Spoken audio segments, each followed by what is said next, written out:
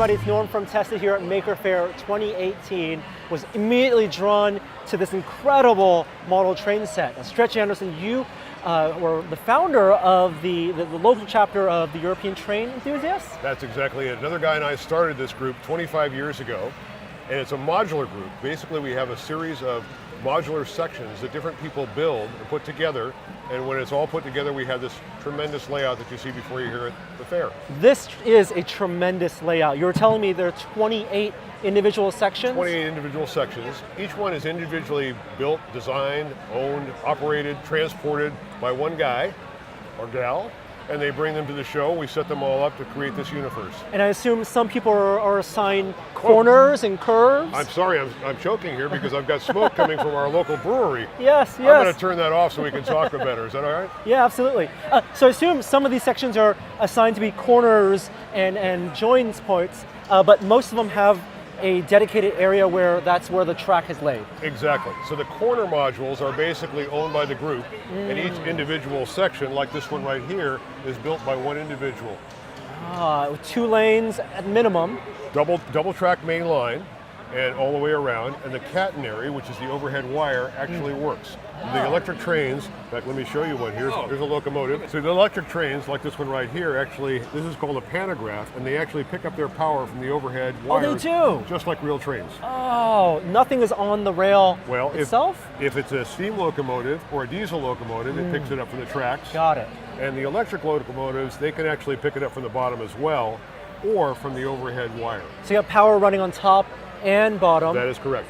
Wow. Well, so I know in model train worlds there are a lot of different scales. Is this? This is HO. HO scale. Yeah. And is that the scale based on the width, the gauge of the track? Yeah, it's 1 to 87th scale. So everything that all the little buildings, all the people, everything is 1 to 87 scale. Because the standard track in the United States is what, like 4 feet or something, 8 inches. It's 4 feet, yeah. Yeah. Don't ask me about models in the United States. Oh, because you guys are European train enthusiasts, of course. So, because you guys are European train enthusiasts, the trains are inspired by real engines. Exactly. You're going to see trains here today. This happens to be the locomotive I had in my hand here. This is a little Swiss locomotive. There's German trains, there's trains from Belgium and so on.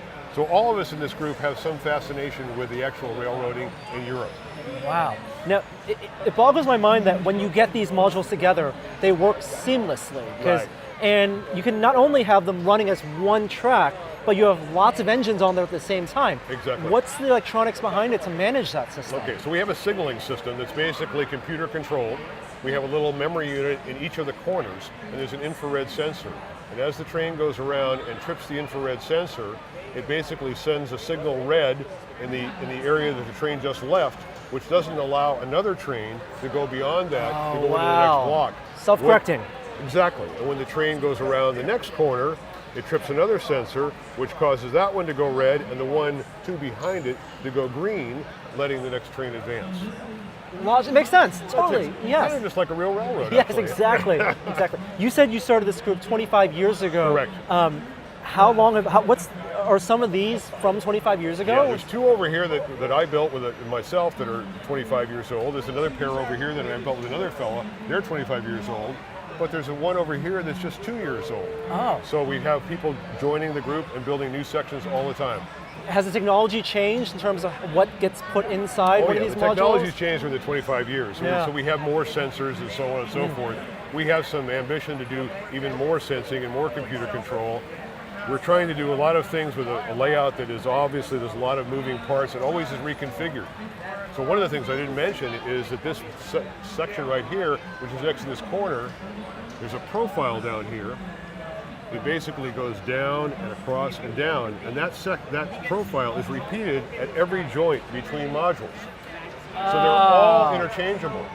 So if we're in a larger building, we could add more. If we're in a smaller building, we can take some out. If this person says, gee whiz, I'm going to be on vacation, I can't be there, we can take this one out. Lots of little hills between every so section. The chance of this signal and the sensor which controls it being next to one another at the next time we set up, probably 0. And yes, it blends so well. So we have to have it so we can reprogram it. So every time we set up, we have to write a new program to basically make sure the signaling system is working for that particular configuration. And it works for any size room as big as this one, or a ballroom, room or someone's house. Exactly. Do you have your own track at your house? Well, in addition to this, yes, we added a third garage and a room above it for my addiction, shall we say. Yeah. Yeah.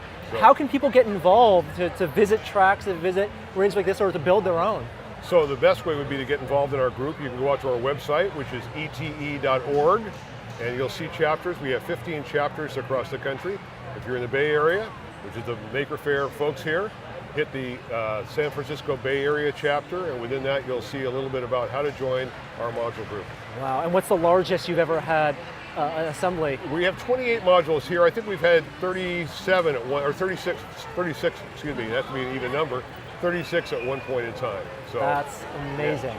Yeah. We could stand here all day just looking at trains go by. It's so delightful. Absolutely. Stretch, it's a pleasure to meet you. Thank you so much. Pleasure to meet you. Thanks.